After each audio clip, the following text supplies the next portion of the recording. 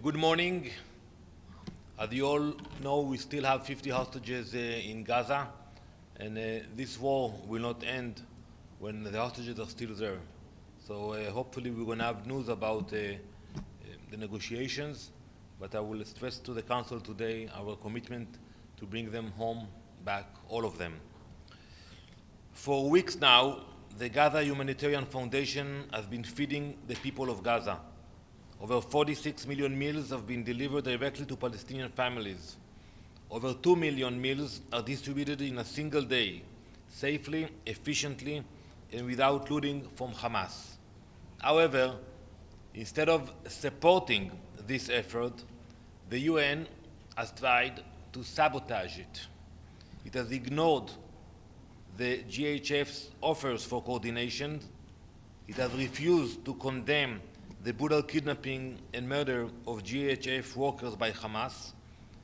Even it has threatened NGOs working with the GHF and assisting civilians in Gaza. The UN is putting politics over humanitarian work. Many in the UN are actively spreading disinformation promoted by Hamas-controlled sources, defaming the GHF's work and providing cover for further attacks. This is a campaign, an organized, orchestrated campaign of defamation has now reached the point of absurdity. Some actors have even promoted the insane conspiracy that GHF aid contains drugs. Yeah, that's what they are trying to do. The UN should stop standing in the way. I urge the Secretary General and all UN officials, if you care about the people of Gaza, stop with this campaign of defamation and the obstruction and help the people of Gaza. Regarding the GHF, so yes, there is a campaign spreading lies, and whenever we get those reports, we check them. And that's what Hamas is trying to do, preventing people from getting to those places. Unfortunately, the UN is doing the same. No, who is killing those? And I would expect the UN to look at the facts.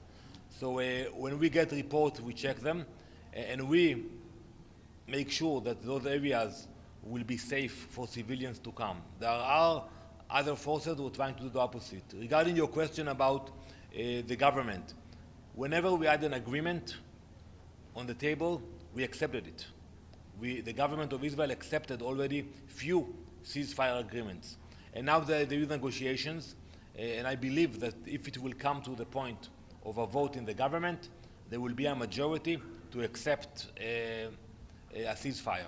So yes, you have different voices, we are a democracy, but at the end of the day, the government votes, and so far, whenever the Prime Minister brought a proposal for a ceasefire to the government, he got the majority and it was approved.